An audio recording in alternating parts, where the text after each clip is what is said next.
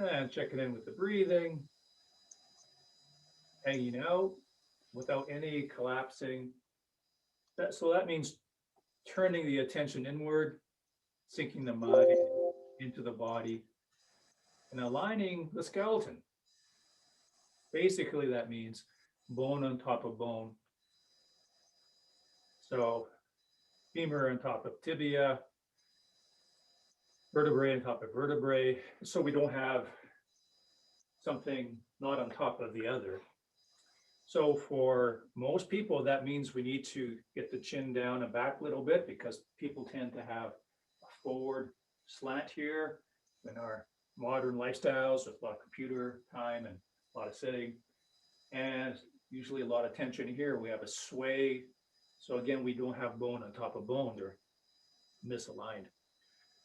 So hanging from the string is a simple, quick way of describing what we want and imagining that we're doing such, hanging out, is a quick way to start to approximate that and get towards that direction.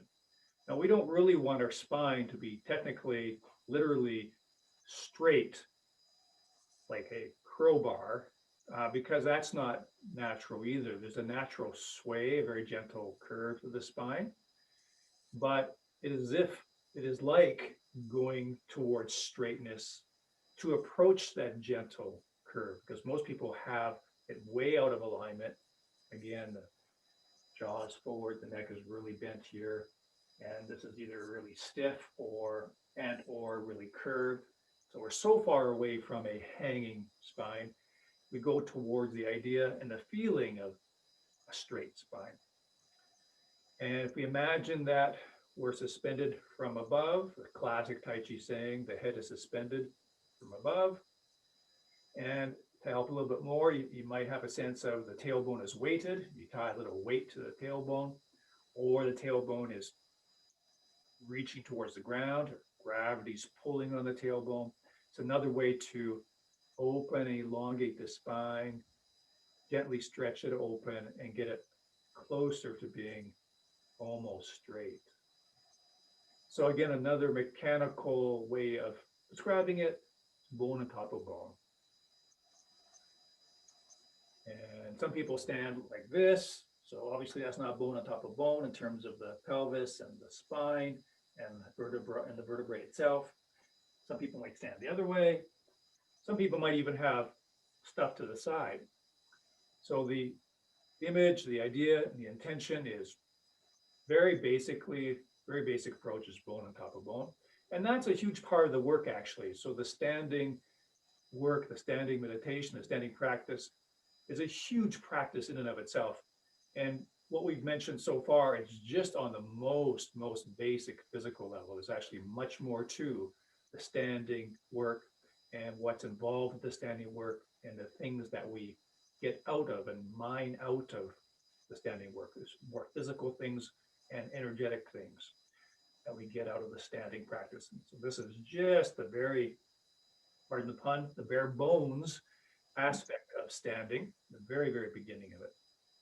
So we're doing really good if we can just kind of have the idea, feeling of bone on top of bone. So our skeletal alignment is vertical and straight and upright rather than askew or slanted or leaning or crooked. And once we have that basic verticality, we allow the weight to settle through the body into the feet, again, without any collapsing. If we're pretty close to bone on top of bone, there won't be any collapsing forward or back or sideways because it's bone on top of bone.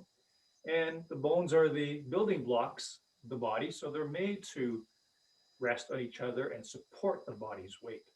We run into problems when we don't have bone on top of bone because then our ligaments, muscles, and ligaments and tendons are carrying our weight, and that creates a lot of fatigue and a lot of tension and further tension because those ligaments and tendons are trying to hold parts of the body up, and they weren't designed for that. Ligaments, tendons, muscles are designed to get us to move, but not to support us. So it's a huge process to get us back to a vertical alignment to allow the bones to do the work they're designed to do, which is actually support our weight. So we hang out Gravity worked through that vertical structure, let the weight enter into the feet, and we let the skeleton support us, and indeed the ground itself. And then we let the breath settle into our center, basically abdominal breathing.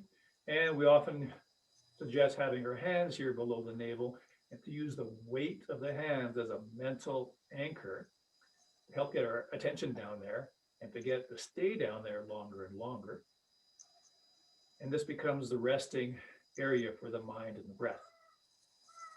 The most important principle in Tai Chi and Qigong, energetic principle, is the mind leads the Qi. The mind leads the Qi. Where the mind goes, the Qi flows. So we want to focus our mind and imagine we're focusing our breath here in our core. So that draws the Qi because the mind leads the Qi. So with the mind and our feeling of resting the breath here, that is us directing our vital energy into our core. If we do that consistently enough, the energy then has a chance to build upon itself. And we start to fill our reservoir, our bank account, our reserves of vital energy. So we have the physical aspect we talked a little bit about with the standing, and now the energetic. Simple way of putting that, hang out, breathe into the center. And if we add each out breath as a releasing breath, that helps us to release a bit more each time, which frees up more Qi to be directed and stored. And then we want the same thing, even when our arms are not here. We want, this is actually home base all the time when we're moving and arms are not resting here. This is always home base for the mind and the breath. And I often reference the bowl of the hips. So either resting the mind and the breath just below the navel, or a little bit more specifically, the bowl of the hips. And once we know the Tai Chi moves, we know the set better and better physically, we hang out and rest the mind and breath here. And from here, let's just do some very simple, gentle commencement moves just to get the body and the energy moving. And if I was a bit more precise with that phraseology, I'd really say getting the energy moving and the body moving. That would be the proper sequence rather than let's get the body moving and the energy moving. More accurate, a little bit more instructional would be reversing that order. Let's get the energy and the body moving. Because if the mind leads the Qi, the other part of that sentence is the Qi leads the body. So the mind moves the Qi and the Qi moves the body. So if we relax more and more and the body becomes softer and more released, the body becomes a better servant of the mind or is able to move simply because of the movement of the Qi. But everybody's body is very tight and what I call condensed and concretized. So it's not soft enough, not subtle enough, not fine enough to be moved by the Qi. So a big part of what we're doing is developing Qi, the mind and the Qi. But the other side of that coin is cultivating the body, physically cultivating the body so it becomes subtler, finer, more refined, so that the movement of Qi is enough to move the body. So the body becomes a better servant of the mind. So the mind leads the Qi moves the body. And because this is such a simple, nice, simple exercise, it's a good exercise, a good movement to start to practice that, to start to develop and train that. So how we do that, once we have good physical alignment and structure, how we work that energetic, where the mind leads the Qi and the Qi moves the body, is we start to use less and less muscle in this arm movement. Back to this imagery, very helpful imagery, again, of doing this in water. Yeah, such a good frame of reference. If we are actually in a pool of water, and we're almost weightless then, it would just take your mere intention. You flow your mind forward, you send your attention strongly forward, and that would be enough to start to set your arms into motion. It would billow out in front of you, just having your strong intention flowing forward. So again, water, being in water is such a really good example, and physically doing it teaches you the feeling quality of actually being in water. You actually do this in water. So, and eventually our body responds as if we were in water, becomes light and open and refined. So we strong focus forward, current of attention flowing forward, that billows through the arms, streams through the arms, and lifts them forward and up. And so again, the physical training of that is to use less and less physical muscle, less and less exertion, less and less physical effort in the arms, use less and less and less, until eventually there's only mind and breath left. And later on, of course, it's not just the arms that are moved by that, it would be the entire body.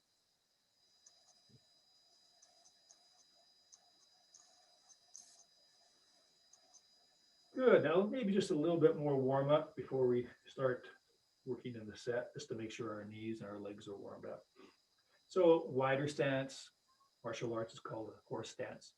Toes out, knees over the feet. And same thing exactly as what we just did. It's just that we're going to have a bit more movement. We're going to be shifting the weight and turning the hips, but the same principles, same qualities, same feelings, physically, energetically, mentally, all that is the technology of Tai Chi. Of course, once we go into more movement, whether it's more movement with the arms or more movement with the weight shift, the body, we get into more trouble. We start to tighten up and fall into those old habits. So that's why, again, standing practice is so core, so important. We work these things, practice these things, develop these things, the physical things, the mental and energetic in the standing, because it's a little simpler in a sense that we're not moving. And then we want to take that into our movement and into the Tai Chi set. So the standing practice, that's why it's core. And it's basically the template, the physical template, energetic template, the mind template for Tai Chi. So for example, when I'm doing this, I have to remind myself to hang the hips or hang from the string so my lower back flattens, becomes almost straight. I have to remind myself to sit the shoulders, to remind myself to release the abdomen, to remind myself to use less and less and less in the arms. Now, of course, in the Tai Chi set, we're still learning the moves and the sequence. So, there's a lot of inherent tension simply in learning something new and trying to remember where the body goes and what we're doing with arms and legs. So when we're learning the set, we're just doing stickman Tai Chi, what we call stickman Tai Chi. We're just learning sequence and choreography. But once we know the set more and more and better, all these technologies we talked about physically, energetically, is what we want to be doing. It's what we do in the Tai Chi set. Now, of course, the mini set, this is why we like to relate to the mini set as a complete little set in itself. So you don't have to wait till you learn the whole traditional long form, the whole traditional set, to be hanging out and doing actual Tai Chi. You can be doing that with the mini set because we're more familiar with that. We learned that a while ago, and we're getting better and better at doing that. So it doesn't take up so much brain space to do the mini set. So the mini set is something that's really wonderful to do, to start to tune into Tai Chi and have Tai Chi actually happen for us and in our body.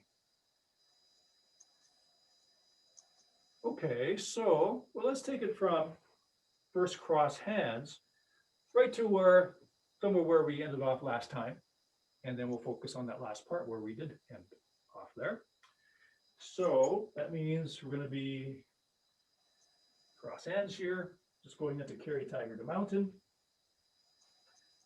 I'll just take a moment here to checklist, things like shoulders down, nice generous shape, not tight and in. But elbows are down, shoulders are down, hanging from the string, breath in the belly.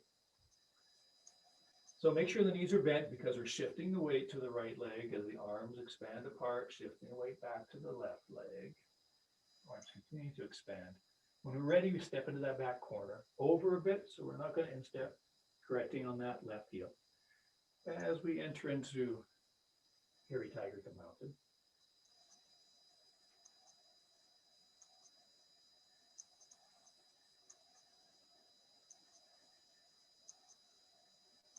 And shifting back, going into single whip. That's an open T shape. Correct the right toes right to the front wall. Make sure the right knee is bent. So you stand into it, open T shape. From the left ball to the left heel, turn and face that back corner. And then we step with the right heel, the other corner. Correct on the left heel. Stand into the right leg for fist under elbow. So that's touching down on the left heel. Then the heel to the ball sends the arms away from each other, setting up for repulsed monkeys, half step back. Again, hanging from the string, breathing into the belly, shoulders resting down. Half step back.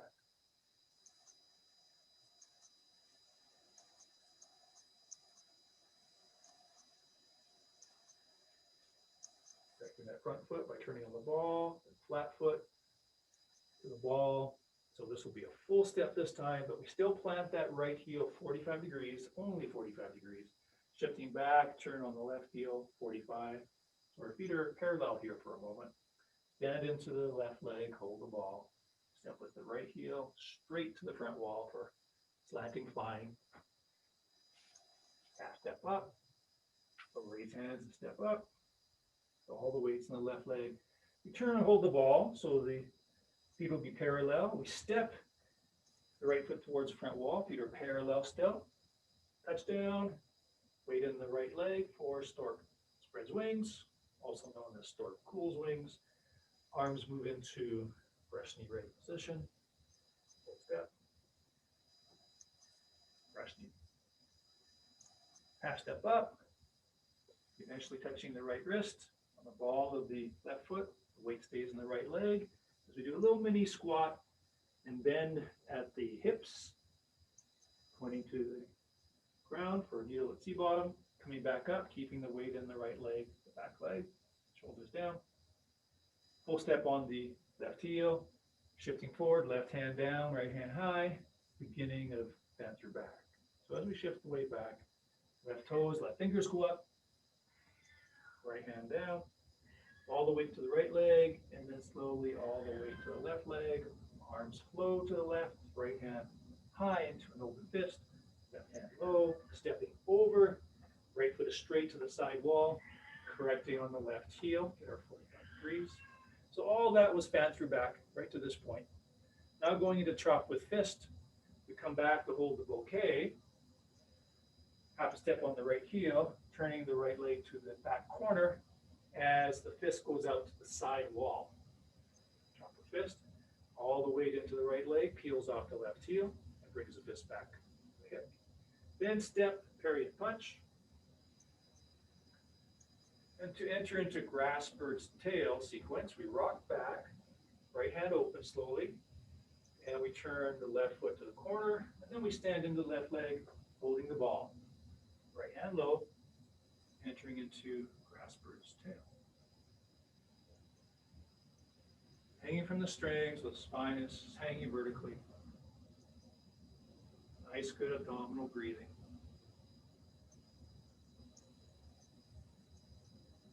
And single whip, all the way to the left leg, all the way to the right leg, touching down, turning on the right heel. You need to get the toes to the corner. Full step on the left heel, so that's all single whip. Going into wave hands as clouds, shifting back to the right leg, turning on the left heel, arms drift to the right, shift the weight to the left. Hands are all the way to the side. That's when we step with the opposite foot. Be parallel, knees bent a little bit. So that's one. That's the first time we step with the left foot. And we're hanging from the string, shoulders relaxed down, belly released, tailbone pointing towards the ground, breath in the belly.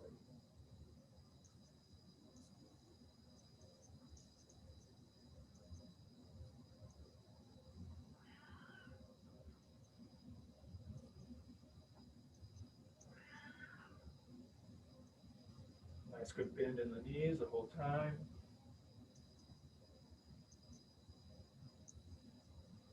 Letting Those shoulders just rest, sitting shoulders. And then half step up and 45 degrees with that right heel as the hands slide down. We shift the weight to the right leg, touching down the ball, entering into single whip. High pad on horse, so shifting back, right hand opens and slides back. Peel off the front foot, all the weight into the right leg, touching down the ball of the left foot. Right hand scoops through the bottom to come up on top. Make sure that right knee is nicely bent as you turn and face that back corner. Arms separate, nice and low. And when we're ready, we step with the left heel. Shift the weight forward, correct on the right heel. Crossing low, standing into the left leg. When you're ready, pick up the right knee. You can use as many balance steps as we need. And kick with the toes down. That's separation of right foot. Turn, make sure the left knee is bent. Step into the corner and over a bit. Correcting on the left heel. Crossing low. Standing. Brings the crossed arms up. When you're ready, pick up the knee. Pick out, toes down. Stepping back half a step. Planting the left foot 45 degrees. Shifting to the left leg. Turning on the right heel. So that right foot and the right hand come in. So the right hand inside the left. Shifting back to the right leg. Peeling, rotating on the ball of the left foot. Peeling the left foot off. When you're ready, you pick up the left knee. Pull the toes back. And we're kicking towards that side wall. Then drop that left heel down and over a bit to avoid the stepping. And as you drop that leg, back hand, the right hand turns palm up. So we're in brush knee position. Brush knee.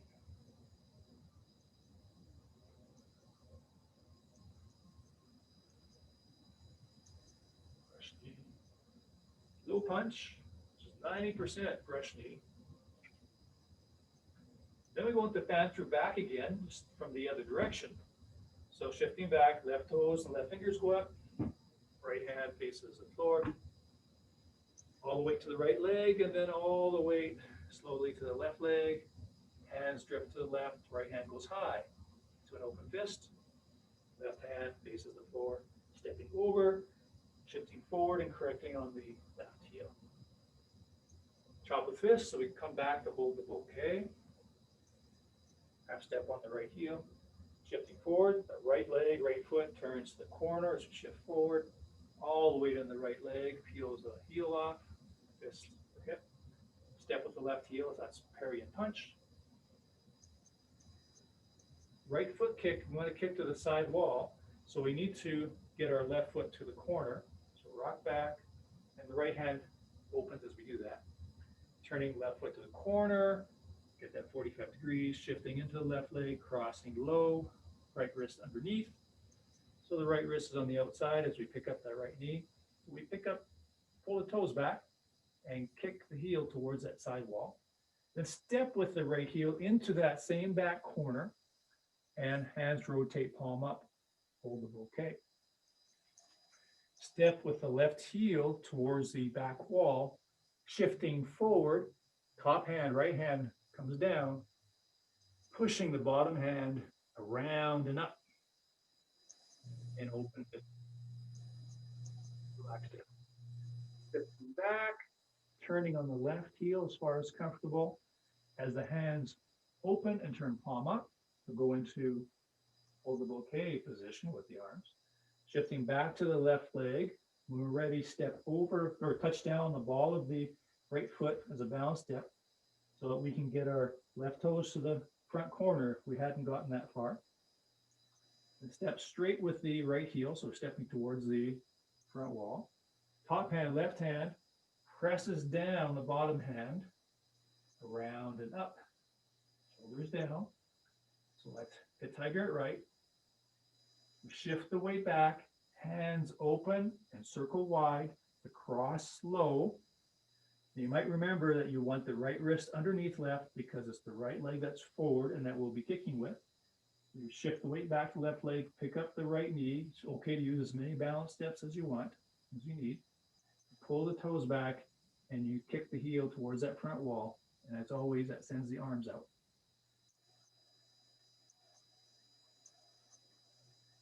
So, yeah, definitely let's go over that last little bit here.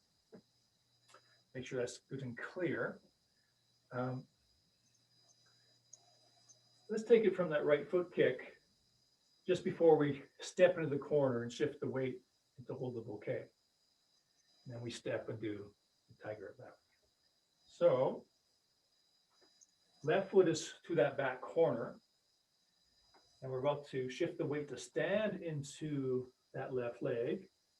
And our wrists are crossed, right wrist underneath.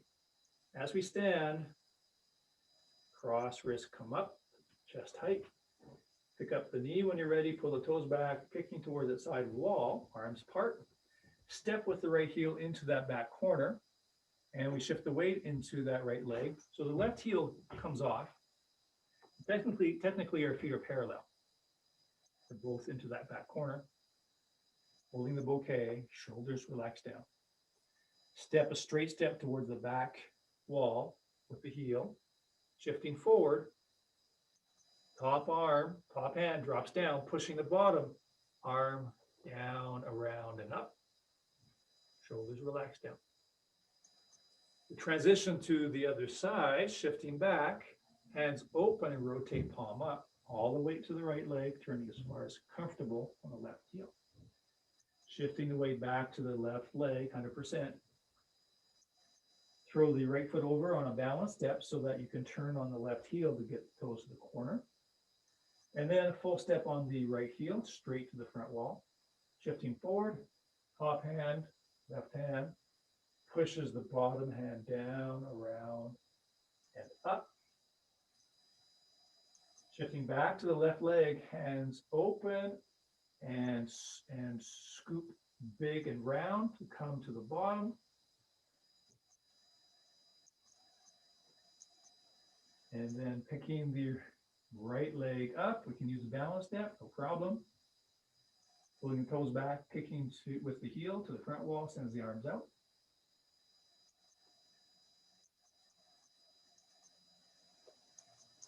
Let's do that one more time, at least one more time. And let's take it from the punch this time. So just before that right foot kick. So that parry and punch position. So the left leg is forward and right fist is toward that sidewall. And we're going to be kicking to the sidewall. So we need to get that left foot to that back corner. So shifting back, right hand slowly opens, and we turn on the left heel to that back corner. Shifting into the left leg, crossing the wrist low, slowly standing, kicking to that side wall with the heel, step into the corner with the heel, roll into that right leg, holding the bouquet. Stepping with the left heel to the back wall, shifting forward. Top hand pushes bottom hand around and up. This is hit tiger at left. Transition to hit tiger at right. We rock back so we can turn on the left heel, all the way to the right leg. We can turn as far as comfortable on the left heel. Shifting back to the left leg, the hands have open and turn palm upward. Touch down with the ball of the right foot for a balance step so we can turn on the left heel, get our left foot to the corner because we're stepping straight to the front wall. Shifting forward, drives the arms. Left hit tiger right, and then another right foot kick, right foot kick. So we need to come back to the left leg and hands open and circle down in front of the lower abdomen, right wrist underneath, the weight's on the back left leg. And as we pick up the right knee, the arms come up to the chest and kicking out, sends the arms out. Elbows are always pointing towards the ground. Okay. So how about, we'll demonstrate the next move. I think we touched upon it last time. It's strike ears with fists. So it's like hit tiger at left, hit tiger at right, just everything at the same time, both at the same time. So it's reminiscent of what we just did with hit tiger at left and right. So if I give you a forward angle, that last little bit we did, hit tiger at right, that last one we did. I come back for right foot kick. So I shift back, hands open, and scoop wide and low. As I stand into that back leg, I raise the crossed arms and I kick with the heel to the front wall. And that's where we left off. I'll do that again, this time flow into the next move, strike ears with fists. So shift back, hands open, and circle low. I peel off the front foot to pick up that knee. And it's totally okay if I need to touch down. Kick with the heel to the front wall, arms go out. Now, I simply drop that heel, and that brings the arms down to the same cross low that we had before. Exactly the same position we had before. Even the same hand is underneath. So my right leg is still forward. Shifting forward is what drives the arms. So shifting forward into the right leg swings the arms around and up and into loose fists or soft fists. Boxing the ears, you can kind of see that. Bang. Strike ears with fists. So let's do that. Let's isolate that very last move there. Strike ears with fists from that right foot kick. So if we stand into the left leg with the left foot pointing to that front corner and just on the ball of the right foot for a bit of a balance step. And let's cross the wrists. So right wrist on the outside, and we're already up here in front of the chest. So we're about ready to pick up the knee to kick. Okay, so we pick up that right knee, pull the toes back, kick with the heel, arms go out. Now we keep the weight in the left leg, we shift the weight, we drop the foot down, but we keep the weight in our back leg or left leg, and we circle low, and again, it's right wrist underneath. Shifting forward, circles the arms out and up. So here, the palms are facing forward. Palms are facing the front wall. Just like when we did hit tiger at left and right, the top hand, the palm is forward. So it's the same thing, but now it's both arms are top. Okay, so let's do that again, same place. So standing on the left leg, the corner, about to pick up the right knee. So we pick up the right leg, pick up with the heel, arms go out, keep the weight on the left leg as we drop the right heel down, the hands circle down, right wrist underneath, shifting forward is what moves the arms into the next position. Okay, now let me show you a tendency, a thing or two that tends to happen with people when they're first learning this that we have to look out for. I'll show you from the side so you can really see it. So I'm going to take it from that same place we just did. I'm about to kick with the right heel and then step out. So I kick. I'll show it correctly first. I keep the weight on the back leg and I drop that front foot on the heel. Just that part I wanted to show you. The weight stays on the left leg.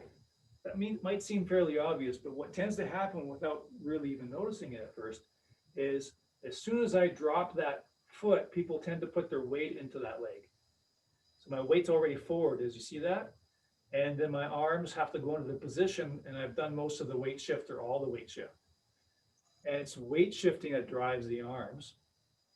And we don't want to have any forward movement until the arms are all the way down. So again, what tends to happen quite often is after that kick, and I drop that heel, there's kind of a weight shift right away. As soon as I touch down with the heel, I've already shifted at least some of the weight there. I don't want to do that. I want to keep the weight back here, so there's no weight on that heel until my hands have come down here and crossed, and they're ready to go on to the next trajectory. So rather than this, touching down, my weight's already coming forward. Rather than that, what I want is more controlled use of my weight. So what I want is the weight to stay in that back leg as I drop down, still my back leg. And then I shift the weight to swing the arms out. Now, of course, probably why people tend to not do that and tend to shift that weight as soon as they touch down is because of the strength required to stay on that leg, not only for a longer period of time, but you're actually sinking down in that one leg. So people don't have a lot of strength and stamina, so they're trying to get out of there as soon as humanly possible. Of course, we want to develop that leg strength. So something to watch out for after that kick is you stay in that back leg and then shift the weight forward. So let's try a couple of those with that in mind. So left foot pointing to that front corner, standing in the left leg, and crossed wrists in front of the chest, and make sure that left knee is bent a bit. So we'll pick up that right foot, pull the toes back, kicking out. The weight stays in that back leg as you drop the heel. Hands are pulled down in front of the lower abdomen. All the weight still in that back leg, left leg. Then we shift the weight forward. So let's try that once again. Standing in the left leg, about ready to pick up the right foot. Then we pick up the right leg, kick out, keep the weight in the left leg as we drop the heel in the hands, then shifting the weight forward.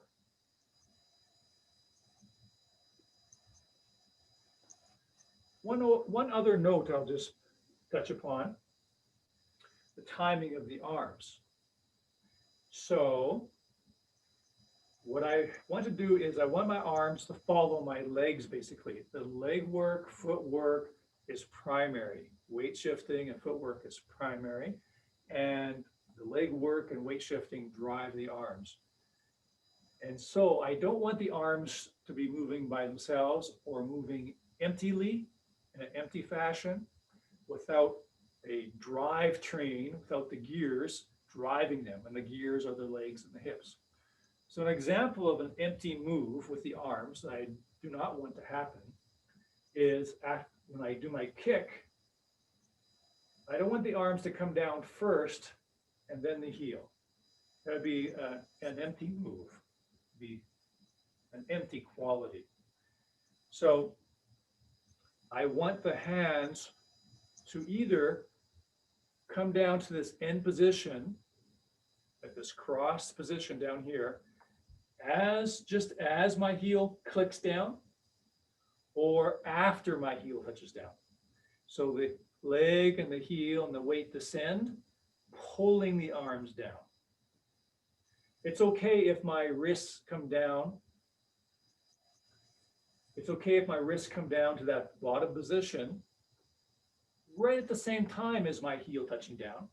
That would be okay, but no earlier than that. I wouldn't want my arms coming down here first and then my heel trails after that.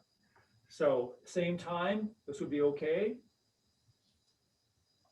Click, and then I go forward. But that's not something you have to try to do, certainly not in the beginning. Simply let the leg sink down because you're sinking down to that back leg.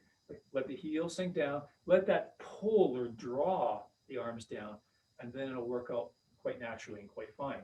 So as such, I kick out, I drop the heel, and my arms come down and cross, but I haven't shifted the weight until after they've crossed. Now they're ready to go in the other direction. So let's address that a couple times. Okay, so standing in the left leg, touching down with the right, about ready to kick. So we pick up the right knee, kick with the heel towards the front wall, arms go out, slowly dropping the heel. Of course, we want to drop it a little bit over to the right slightly so we're not in step. And the hands cross low. Then I can shift the weight and strike gears with fists. Let's try that a couple more times. Okay. So I'm ready. I pick up the right knee, kick out with the right heel, and then drifting down. All the weight stays in the left leg. That draws the arms down. Then I shift the weight. So let's take that one more time from parry and punch, punching to the side wall, going into the right foot kick to the side wall. So last little section there. Okay, so left leg forward, parry and punch here. Rocking back, right hand slowly opens as we turn left toes to the back corner. shifting the weight, crossing low, standing, raising the right knee, kicking the heel to the side wall, arms open, stepping with the heel into the corner so the feet are parallel there, holding the bouquet, peeling off the left foot, stepping with the left heel, shifting forward, hit tiger at left. Shifting back, 100% to the right leg so we can turn as far as comfortable on the left heel. Slowly shifting back to the left leg. When you're ready, touch down with the ball of the right foot for a balance step so you can turn on the left heel, the left foot to the corner. When you're ready, you step with the right heel, straight step to the front wall, hit tiger at right. Then right foot kick, so we need to shift the weight back, hands open, and circle wide on the way down. Rocking low. Picking up the right knee, kicking with the right heel. Of course, the arms go out. Dropping the right heel. That draws the arms down to cross low again. Shifting the weight forward, swings the arms out and up, and open fists, palms facing the front wall. So we are actually just a few moves from second cross hands, and we know all the moves from here to second cross hands. We know all of the moves. Okay, so let's leave it at that for now. And then next class, we'll get right to second cross hands. And then we'll spend some time just working up until that point. Working from first cross hands to second cross hands, and even from commencement, very beginning to second cross hands. Okay. Okay, so let's come back here. Just one question, Brad. When you kick, why do the arms go out? Like it feels like a vulnerable stance in martial arts. Why do the arms go out? Yeah. You're protecting or defending. So offense and defense could happen at the same time. So I'm out dealing with people out here. Okay. I don't want to just kick with my arms in.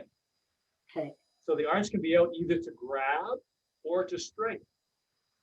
Either to protect or to strike or to grab.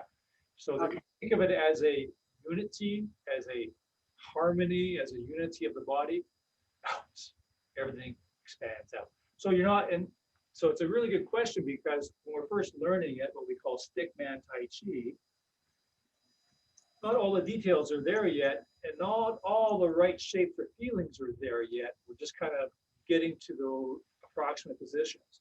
So it might look like we're just doing something like a starfish position, right? And that is vulnerable. You're right. So it might look like that at first, and that's kind of how we're lightly approaching it, where everything just goes out. Yeah, that's a vulnerable position. What's actually happening, rather than just flinging the arms out and flinging the leg out, what's actually happening is this is, for example, as one example, a stomp to the knee, and this is to their face, and this is to either another potential attacker coming from another angle, or just even a counterbalance. Then also this is out here to grab. And then I might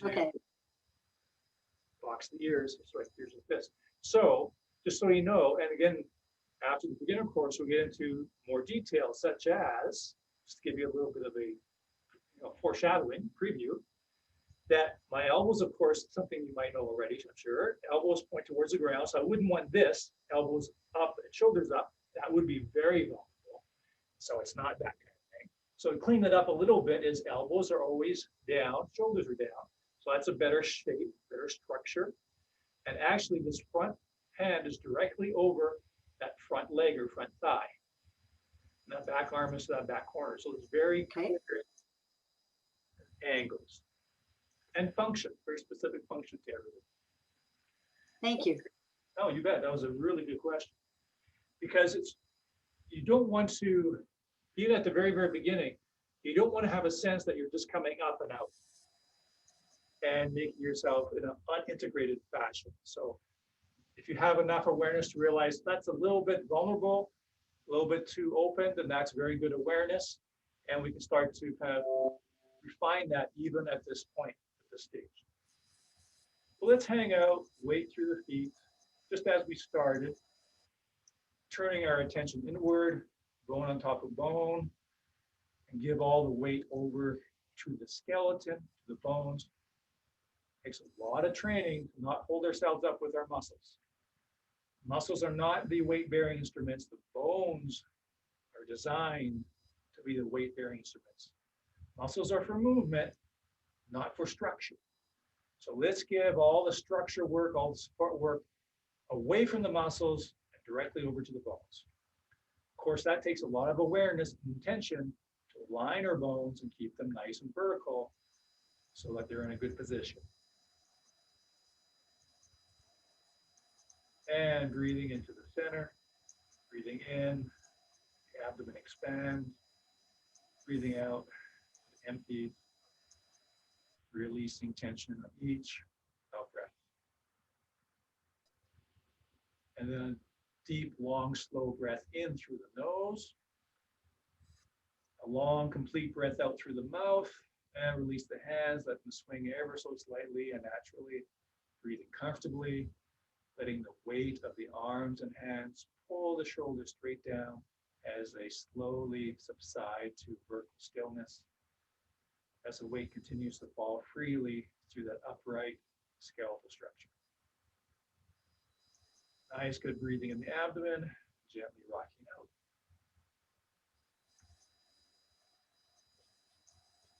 Good. Okay, we're making good Thank you. progress. You bet. All We'll right. see you next time. You bet. Bye-bye.